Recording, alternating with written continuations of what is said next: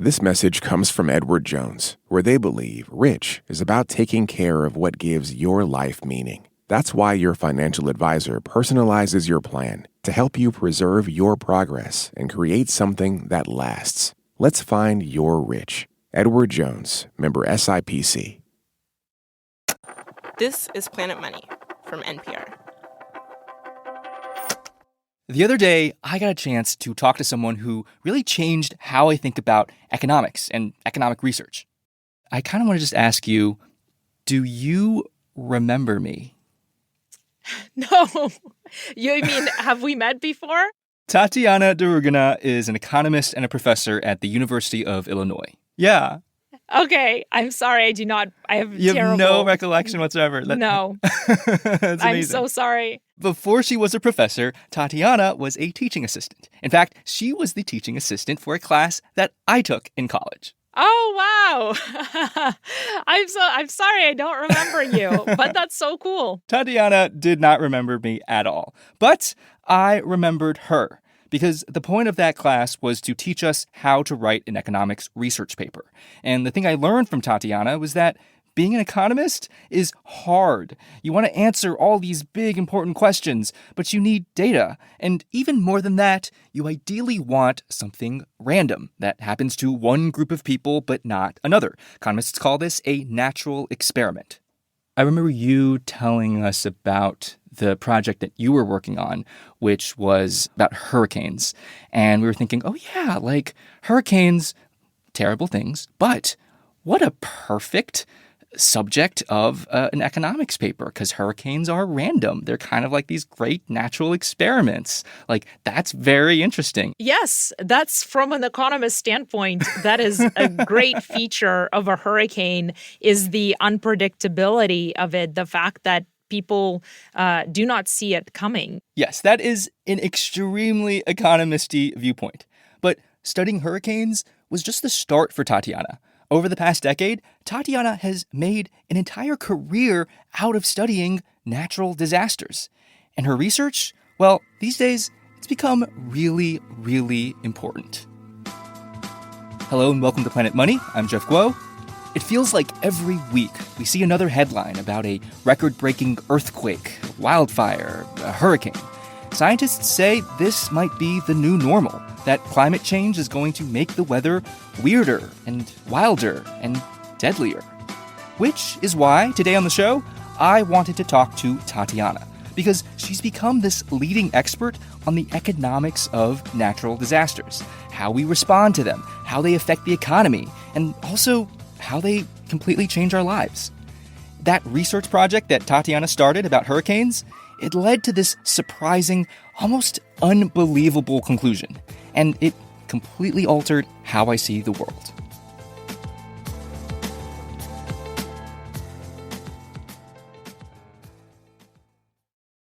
Support for this podcast and the following message come from Vanguard. Every day, shareholders meet to discuss important matters about the companies you invest in. Now you can make your voice heard too. Vanguard Investor Choice makes it easy to set your proxy voting preference for your eligible Vanguard index funds. Visit Vanguard.com/investorchoice to learn more. Vanguard investors own shares of their index funds, and those funds own shares of the companies they invest in. Vanguard Marketing Corporation, distributor. This message comes from Capital One. Capital One offers checking accounts with no fees or minimums. What's in your wallet? Terms apply. See CapitalOne.com/bankguy for details. Capital One N.A., member FDIC. Way back when Tatyana started researching natural disasters, she realized there's actually a lot we don't know about their long-term economic consequences.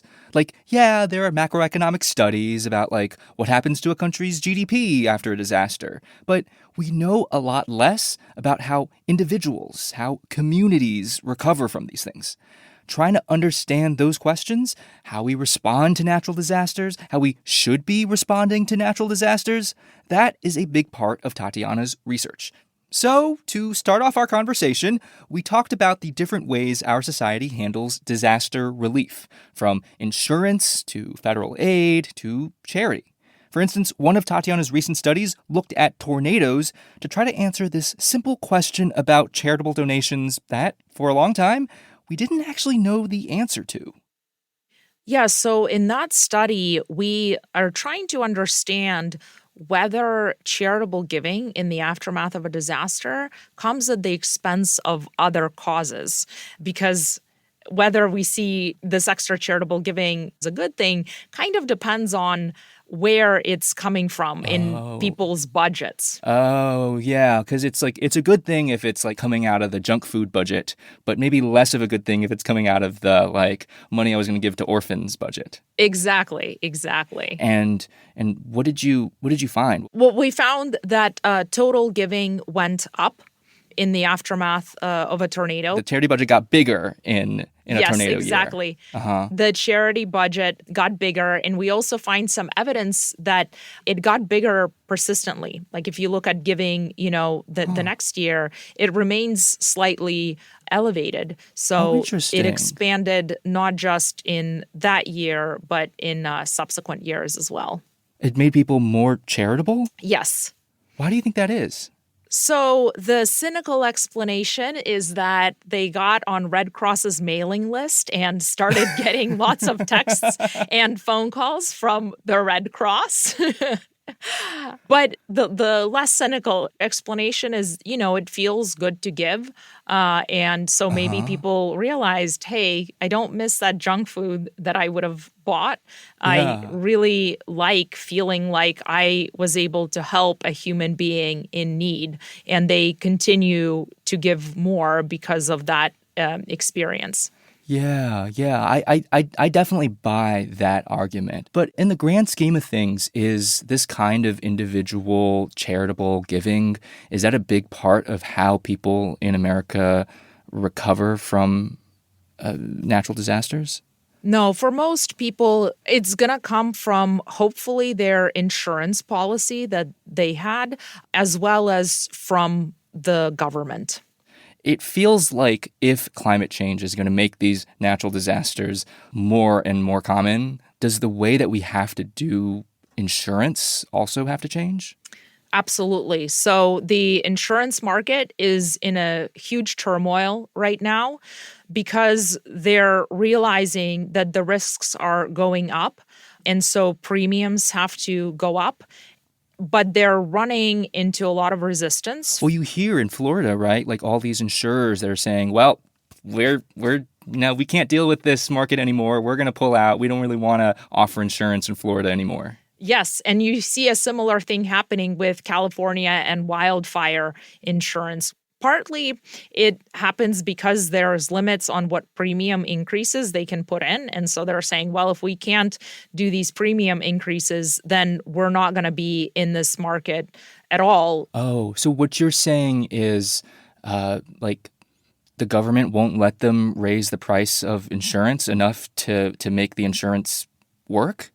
In some cases, yes. Oh, because I see how that makes sense. You don't want insurers to price gouge. Exactly. Yeah, I think it's a market that needs some regulation, but it's a very complicated market to regulate. Yeah.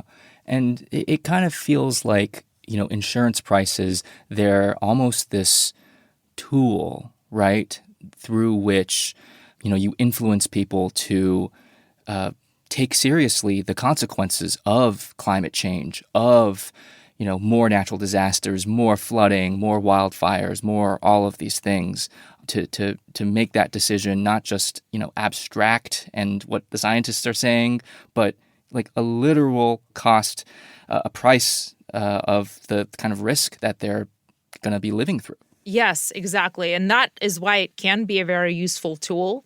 I think where we can do better is communicating to people that this isn't just price gouging. This actually reflects our best guess as to the risk that you're facing. Mm-hmm. And I think a lot of people probably have a hard time believing that because disasters are very rare things. And so there's almost this sense of it can't happen to me. This is an outrageous price. Nothing's happened, in the last 20 years. Therefore, it's not going to happen. Coming up, we talk about a paper of Tatyana's that totally surprised me, totally changed how I see the world. It was about Hurricane Katrina.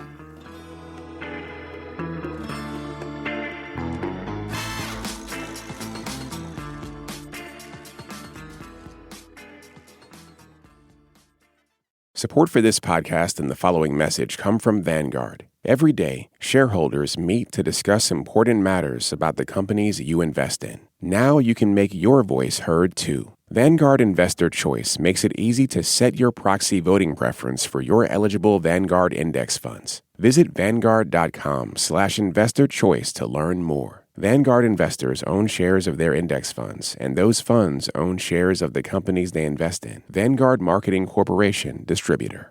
Support for NPR and the following message come from Rippling. These days, you can chat with AI about almost any business problem, but Rippling AI is designed to actually solve them. That's because Rippling AI is built on your live global workforce data, so it doesn't just uncover insights into your business, it uses them to take complex actions across your departments. Ready for AI that isn't all talk? Head to rippling.ai/money and get AI that turns insight into action. That's rippling.ai/money. Sign up today.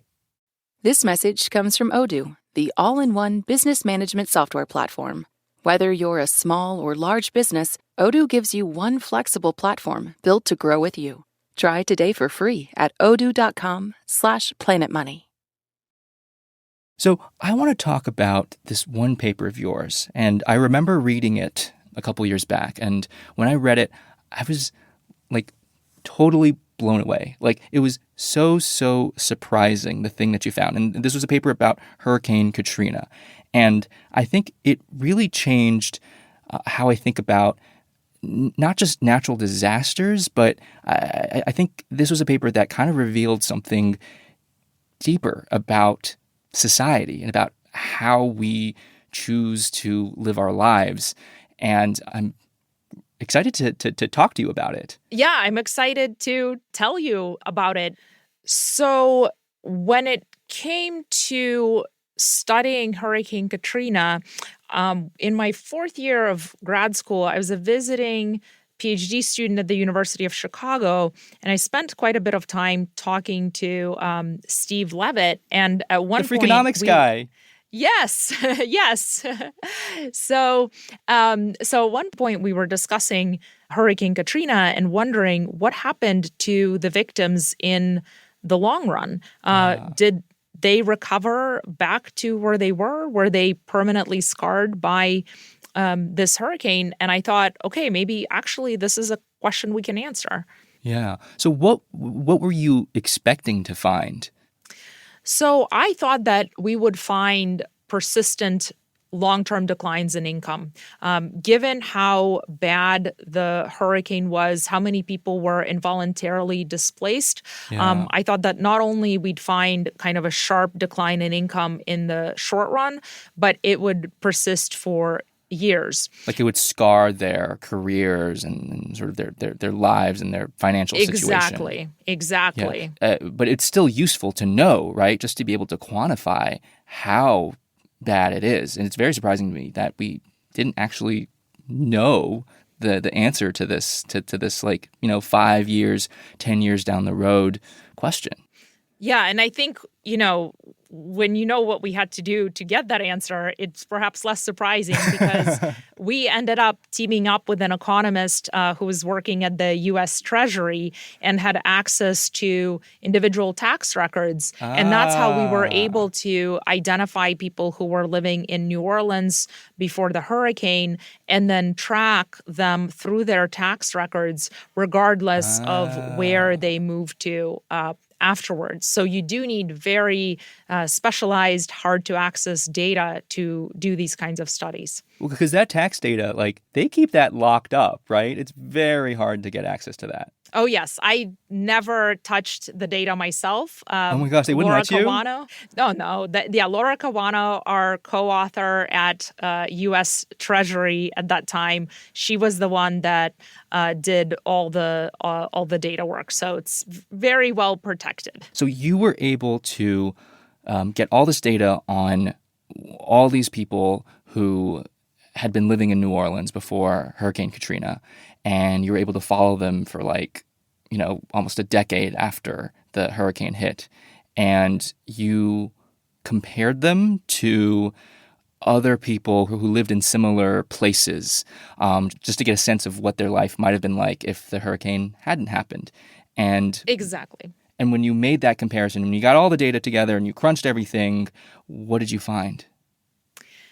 Well, we found that in 2005 and 2006, people from New Orleans were doing noticeably worse. Okay, so it's like immediately after the hurricane, like people are not doing well. That makes sense. Yes, immediate drop in income. But then by 2007, they had recovered back to where they would have been absent the hurricane. And then starting in 2008 and pretty steadily after that, they were making more than these comparison individuals, and therefore more than they would have made absent the hurricane. So you're saying that, and this was what I thought was so surprising about this paper. Like, you're saying that the people who were affected by Hurricane Katrina, like they ended up making more money than they would have otherwise. Yes, exactly. What was your reaction when you first figured this out? Well, my first reaction was, did we mess something up? Is this wrong? Are these calculations right? Whenever you have a surprising finding, the first thing you want to do is make sure that it's not surprising because you made a mistake somewhere.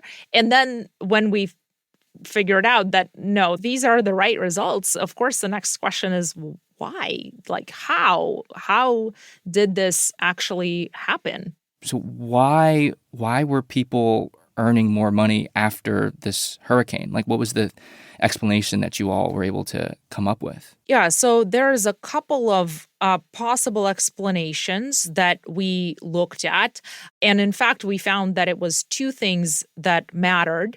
The first one is kind of a straightforward one, where New Orleans became a more expensive city to live in. Uh-huh. And as a result, wages also increased to compensate for the greater cost of living. Huh. Because so much housing was destroyed, the supply of housing kind of relative to demand was low. Mm-hmm. And so housing prices increased as a result of the hurricane. It wasn't necessarily that housing got better, at least in the short run. But this is actually something that we do see with natural disasters, is in the immediate aftermath. It's not uncommon for housing to get more expensive because of the destruction of the hurricane. So there was kind of like in some kind of inflation that was happening exactly in New Orleans. Exactly. And then, but then there's this other explanation that I thought was really interesting and surprising. Yeah, so another key reason for why incomes went up in the long run is because people moved to higher wage places, to more economically prosperous places, and were able to earn kind of the prevailing wage for that area, which was higher than what they were earning in New Orleans. So you were able to see, using this data, you're able to see, they were filing their taxes in New Orleans, and then after Hurricane Katrina, they moved to this other place. It's a lot richer, maybe Chicago, and they're filing their taxes from Chicago, and they're earning a lot more money than they would have. Exactly.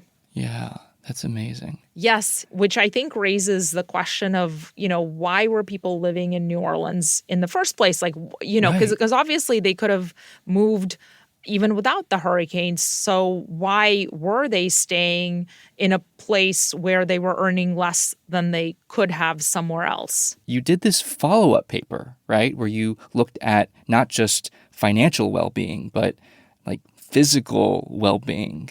And what did you find in that paper? Yeah, so we got another set of administrative records, this time from Medicare. So we were able to track the locations and mortality of individuals age 65 and older, and also individuals on long-term disability. Uh-huh. And we again looked at people who were in New Orleans the year before the hurricane and tracked what happened to their mortality.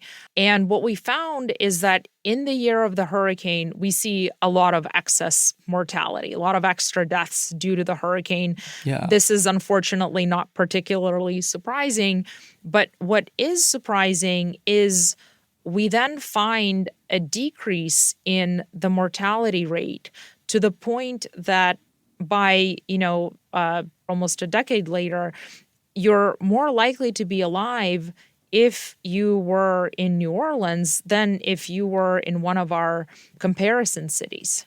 So if you survived the hurricane in New Orleans, you were more likely to be alive. No, this is actually Many years not later. conditional on surviving the hurricane. Oh. So even counting the extra deaths from the hurricane, Oh my gosh. you're more likely to be alive by the end of 2013 than if the hurricane hadn't happened. Wow. And so what was driving that? So we found that in this case, the main explanation is relocating to lower mortality places. So New Orleans was not prosperous economically. It was also at the bottom in terms of public health care metrics. Uh-huh. And in most cases, people moved to lower mortality places. And we found basically a one-for-one relationship of the mortality in the place you moved to and your own subsequent mortality. And that can explain most of the mortality decrease we observe in total. Oh, wow. And so putting together these two papers, what you're finding, right, is that Hurricane Katrina caused people to move, evacuate, and a lot of people ended up staying in places where wages were higher, where communities were like literally healthier, and this caused people to earn more money than they would have and also live longer than they would have. Exactly. Yes, that's right. And that's, I feel like that really just puts an emphasis point on the question. Then if that's true, if people were better off leaving New Orleans, why didn't they move earlier? Why did they stay? Why did it take a hurricane to force them from this place, which, according to the data, right, wasn't great for their salaries, their income, wasn't great for their health even? Yeah, and I think it's a really important question, and it's not just kind of a interesting from an academic standpoint question, but it has ramifications for how we deal with climate change. Yeah. I mean, I feel like as we try to make that very difficult choice of do we stay in a place that's going to get constantly ravaged by an increasing number of whatever, wildfires, tornadoes, hurricanes, whatever, when is it worth it to stay and when is it worth it to go, right? Yes, exactly. So that's a question an individual can ask themselves, but it's also a question that local governments should be asking of how do we deal with these communities as a whole? Because as an individual, there's only so much you can do on your own because of the difficulties of coordinating and the difficulties of knowing what risk you even face and so on. So I think this is one area where we almost certainly will need governments to be thinking as well. Yeah. And so the reason I thought that this Katrina research of yours was so interesting and so profound is that it's another reason to study natural disasters. It's not just that, we need to understand natural disasters because we need to understand how we deal with them and how we can respond to them efficiently or whatever. But like a natural disaster is this thing, this massive dislocation that it breaks us out of our regular lives. And, it forces us sometimes to move away from the place that we have called home for many years. And in doing that, by forcing this giant change onto people, it can reveal something deeper, I think, about how our society works. And in this case, it's not just a paper about Hurricane Katrina, right? It's a paper about the power of place, the power of our communities or our adopted communities to change the trajectory of our lives. Yes, exactly. I think that's a key takeaway lesson from this line of research is that where we live really matters for our economic well-being and for our physical well-being. And it's ultimately, as an individual, we can never know what would have been for ourselves personally. Yeah. But as researchers, we can try to answer questions like these with data, and I think that's really neat. Tatyana, we have had such a fascinating conversation today. Thank you so much for talking to us. Thank you very much for having me here. It's been a pleasure.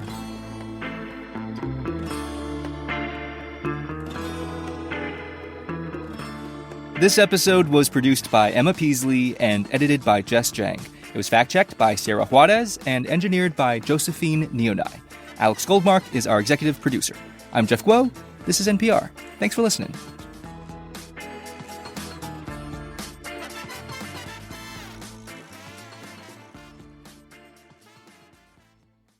This message comes from American Home Shield. An AHS home warranty helps protect your major systems and appliances no matter how old. Do you have an unreliable AC or a leaky water heater? AHS understands the headache and financial burden of surprise breakdowns. With an AHS home warranty, they'll fix a covered item when it breaks, and if they can't repair it, they'll replace it. Plus, as a benefit to select plans, you can even video chat with a repair expert to help troubleshoot home hassles over the phone. American Home Shield. Don't worry, be warranty. Get 20% off all plans at ahs.com/NPR and see promo details. See ahs.com/contracts for coverage details, including service fees, limitations, and exclusions.